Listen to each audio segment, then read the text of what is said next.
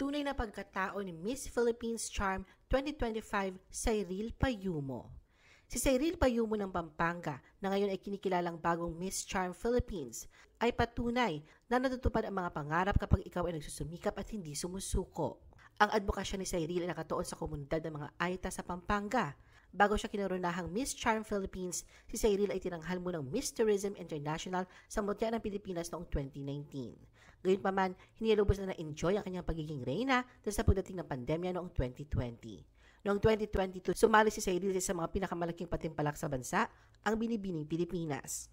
Isa siya sa top 40 candidates na nagtagisan ng ganda at talino, ngunit hindi siya pinalad na makapasok sa finals. Kapag wala siya sa mundo ng mga beauty pageant, si Cyril ay isang mapagmahal na fur mom sa dalawa sa kanyang pinakamalambing at nakakatuwang mga alagang aso.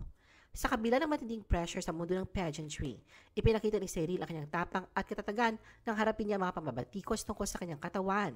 Sa halip na magalit, pinili niya maging bukas at tapat tungkol sa kanyang laban sa PCOS, isang health issue na kinahaharap ng maraming kababaihan.